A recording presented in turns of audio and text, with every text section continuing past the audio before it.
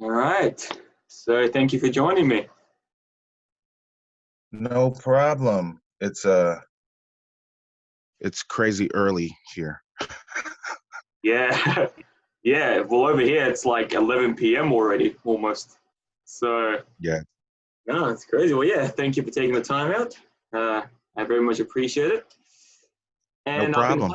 I've been hyping up your new album to my group for like months now, and I thought I needed to do something special, something different, and and a written review just wasn't going to do it. So that's why I reached out to you and see if you wanted to do something special, and here we are. Cool. Yeah. Yeah, nice. All right. So the first question I want to ask you, it's a question I've had for a long time, but where did you get the idea for your name, Illogic? Actually a girlfriend gave it to me in middle school. Uh-huh. Um and she did it was inadvertently though. She was mad at me one day and told me I was being illogical, and I thought that was kind of cool. So I kind of kept it, and started calling myself Illogic. Before that, I had a bunch of weird, names. I was the mysterious lyricist. Had a couple other names I can't remember off the top of my head, but Illogic stuck. Yeah, nice, nice. And before we get into the album, uh, like I just want to go back to your debut album, Unforeseen Shadows, if I remember correctly. Like Yeah. the first time I listened to that, which was only a few weeks ago, because I found out your album Celestial Clockwork, and then since then I've been going through your back discography. But the Unforeseen Shadows, it really hits hard. Like I know I told you on Messenger, but your lyricism, your aggression, your the way the hunger like in your verses sounds harder than most of the albums coming out back then. Like I was really surprised. Like every song I was like it was intense. Like yeah, you really went hard on that. Yeah, I was young, It was my first album. I was only 18 years old, so I was young and hungry and wanted to make sure that my presence was felt, when Yeah, I hit the scene. well you can definitely feel it. Yeah, nah, it was crazy. Okay, so 2016 was when you released A Man Who Thinks with His Own Mind, correct? 2016. Right. Yeah, and so so that's 4 years till today. 4 years for Autopop. So how did this album come together? How did you like like so from that point to now? What was your process? Your thinking for the album? Um, for Autopilot, Yeah, yeah, well, about 6 years ago, like, in the midst of creating that album is when I kind of started in production. yeah, And in the process of learning how to produce for myself, or just learning how to produce, period, um, I started making beats that I liked, and I started making beats that I wanted to rap over. And actually, the title track, Autopilot, was the first beat for this album that I made. yeah, And, it kind of laid the foundation for the sound of this record. And, I always told myself that I wanted to produce an album of my own yeah. at some point in my career. And, it just got to that point where it was time, like I really wanted to dive into production and, started to get good at it, and, started making beats that I wanted to hear my voice over. And, now we have Autopilot. Yeah, well, that's really cool because I hear so many rappers who I know like don't produce their own music, but it doesn't sound like they even want to. They don't care about learning, and which is fine. Like if you just want to be a rapper and not a producer, that's perfectly fine, obviously. But yeah, just the fact that especially on your latest album, like you want to learn and you still want to, you still want to be creative and learn, and yeah, like it's really cool that you have that drive. I think. Yeah, thanks. Yeah, I mean, I've always wanted to continue to grow as an MC and as an artist in my Yeah, career. I never wanted to just sit on my laurels and just be okay with, mastering one part, because I can write a rhyme at any, at the drop of a hat at this point. I've yeah, been doing it so long. So I always want to continue to challenge myself which is why I started doing my own videos, which is why I started working on photography, and Yeah. different things, just trying to grow and become a better artist overall. Yeah. Yeah. Well, one last thing before we talk about the actual album, you know, like I've always been the kind of guy who can memorize any song. Like, because I love hip hop so much, I've tried to memorize what I consider the hardest songs. 100 Bars by Cannabis. I don't know if you've heard that. I tried to memorize that, and I did successfully. Alphabet Aerobics by Black Alicious. I memorized that. Like I tried my hardest to memorize the hardest songs, but your song, 1,000 Words, I could never memorize that. As hard I tried, I was like, this guy's on a whole nother level. I don't know how. Yeah. Yeah, that song is pretty difficult for me to keep straight when I have to perform it. So I Yeah. can only imagine, and I wrote it, so I can only Yeah. imagine. Hats off to you. That song is still on my bucket list. It'll be like 60 by the time I remember that song. So, all right. So yeah. So in the album, so first off, you have this the intro track, which has which you described in your live stream like what was it, like an art auction or a. So what inspired you to choose that for the intro? Well, the lady that is speaking, she's a set designer for concerts. So she does like she's done Jay-Z concerts, Kanye West, like set design, Yeah. and things like that. And she's talking about how the art that she makes, or the designs that she makes aren't meant to be sat there and stared at. They're meant to be interacted with by the crowd.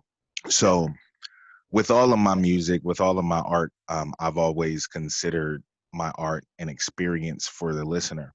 Yeah. And it's meant to be interact with. It's meant to be an exchange, and not just them sitting there listening to it and not getting anything from it. So Yeah. it's supposed to be something that they get, the listener gets some information from, gets something from, and is interacting with the music as opposed to just hearing it and moving on to the next. So that's why I chose that intro. Yeah. And so one of the things I took off from the album, and I've been listening to the album over the past few weeks to get ready for this, is you don't just like, you choose so many different sounds and samples throughout the album. Like there's some jazz influence in there I can hear. There's some Aphex Twin, obviously, influence in there. There's some hip hop, obviously hip hop. And it's really interesting how you chose to not just stick to a linear path of an album. You chose for different songs to use different sounds and I guess challenge yourself in a way in making Right. making an experience that isn't boring. It's just like a new thing every song, and I really admire that, how you chose to just, instead of just stick to the simple path, you've chosen because it is self-produced as well. So Yeah.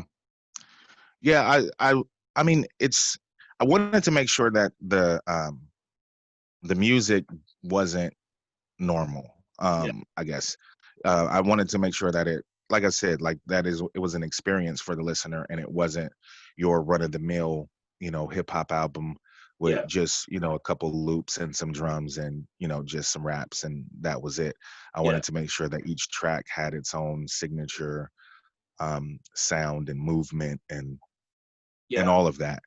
And I think I succeeded. yeah, And the thing about for producing for myself is that I was able to manipulate every sound. I was able to manipulate every track in the way that I wanted and in the way that fit what I was going for that particular song. And I think it came together pretty nicely. yeah. And speaking of sampling, on the song on the song Shine to Ego, are you sampling Aphex Twin, the track one? I swear I Nope. hear that same element. Oh, like in the back of my head, I can hear the I'm not sure if you've heard that song. It's off the album Selected Ambient Volume 2. The first track. It has that same. I don't know how to explain it. That same ringing. Like you have like a similar sound to what he has on that song. And I was curious, like if you use that or not. Yeah, no, that for Shrine of Ego, that's the bass line, and the horns are a sample, but it's from a jazz record, and it's really mainly drums and bass. Oh, for that track. But I played the bass line, and the yeah. horns are a sample, and the drums are a drum break. But yeah, no Aphex Twin sample on there. Oh wow, no, because like the whole time I was like, oh, that's so cool, and it still is cool. But yeah, I thought it was off that. And the one song that I've been falling in love with more than the others on the album, the more I listen to it, is the song Snooze. And the one thing that I take from it, I mean, maybe I'm wrong, maybe I'm wrong, but it sounds so much like a song that Ideal would do back in his day. I don't know. It's like it has the same like flair to it that his music did, and yeah, like it just reminds me so much of Ideal. I'm not sure if you're aware of that or if you had that in mind, but No, I didn't have that in mind, but idea was always, a lot of my friends are influences on me, yeah, and I kind of, feed off of them, and it's never purposefully, yeah, but if something that I do reminds you of someone, that I've been associated with, then, I have no problem with that. I mean, we all kind of influence each other and push each other and drive each other. So, I yeah. take that as a compliment. Yeah, and also, weirdly enough, this could just be pure coincidence, but it feels like, the song, the next song after it, it sounds like it's a continuation. It sounds like it sounds like the song Out of This World. It sounds like kind of a continuation from Snooze. Instrumentally, it sounds very similar, like in a good way, like in a long continuation. And I'm thinking, were you thinking of that when you put those two neck to neck, or was that just coincidental? Or Well, I mean, if you listen to the whole album, I made the whole album for it to be listened to in one sitting.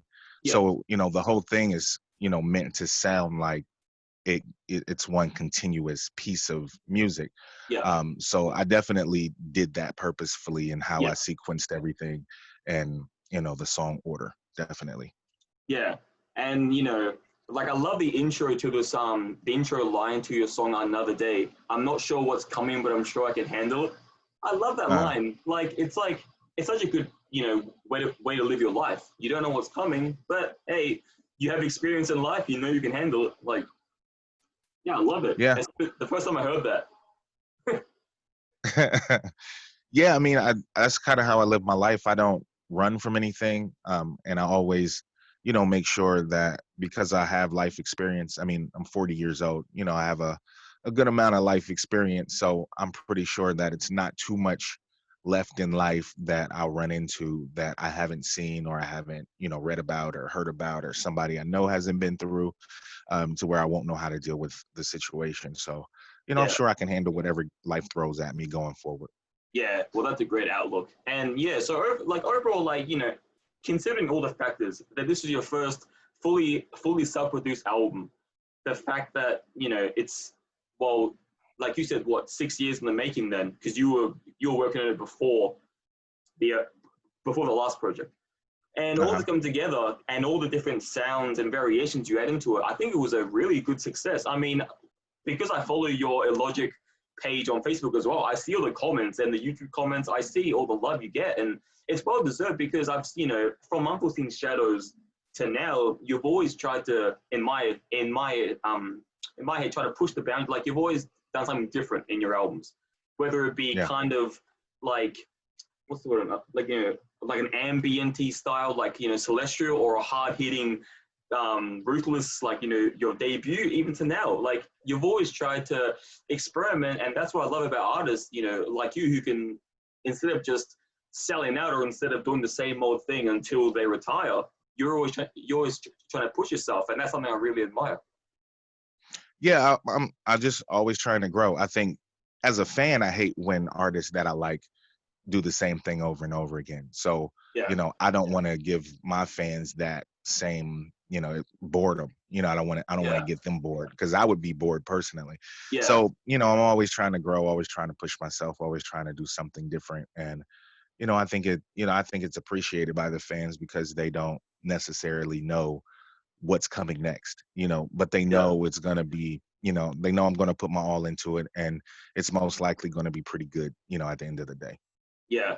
And this reminds me, like just now, like I remember watching an interview with Scarface from the Ghetto Boys, And when they asked Okay. him how, how has he maintained his longevity, he said, "I've always been me. I've never strayed from being myself." And Yeah. and the funny thing is, he said too many people try to sound like other people, and he said that if I Right. wanted, yeah, like he said, I don't. His exact lines were like, "I don't want Trey songs sounding like Prince. I love both of them. If I want Trey songs, I'll listen to Trey songs. If I want Prince, I'll listen to Prince. Be yourself." And I love that. Like, it's just, yeah, exactly like how you represent yourself. You know, you're always being yourself. You're always doing your own thing, and that's why you've lasted this long. That's why you've kept relevant. Yeah, I think that's one of the main things that has kept me, um, somewhat relevant throughout these 20 plus years that I've been doing music Yeah, is, that I've always been me. I never shied away from who I am. I've never, tried to be anyone else. I never, tried to rap like anyone else. I've yeah, always wanted to do, whatever I'm going to do. And, if you like it, you like it. If you don't, you don't. But it's not going to change how I go about doing my music and creating my art. yeah. Well, that's definitely true. And one last thing. So what's next for you? What do you have next? Like with other artists or yourself, or what can you tell us in the group at the moment with your future endeavors? Well, I'm already working on my next full-length album. And I'm not sure if it's going to be a full-length or EP. I haven't decided yet. Yep. But I'm kind of 3 or 4 songs into that. I got a few production projects I'm doing. I'm producing a project for Curly Castro, Yep. out of Philly. I am also the next Lucid Logic album. Mhm. We're kind of switching roles, and I'm doing the production, and he's Yep. doing most of the rapping. Yep. So I'm working on that, and I'm also working on a lyric book Yep. where I, kind of group some of my songs into themes, and I'm gonna do it by volume, and Yep. kind of dive a little deeper into the lyrics and deeper into the themes of the songs. But right now, that's what I'm working on, and trying to be the best husband, father, and Yeah. person that I can be going forward. Yeah. Well, I can imagine balancing all that mustn't be easy, but you're killing it, and No, well, yeah.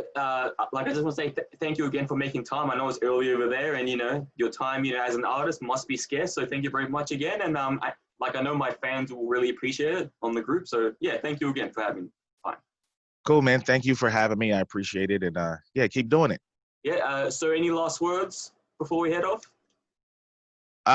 Yeah, just go to illogic.bandcamp.com or iamillogic.com, my websites, and check out the album, buy it, purchase it, and just keep your eyes out for what's coming next. Yeah. All right. Cool. Thank you very much, and enjoy your day. Stay safe. You too. All right, man. Peace.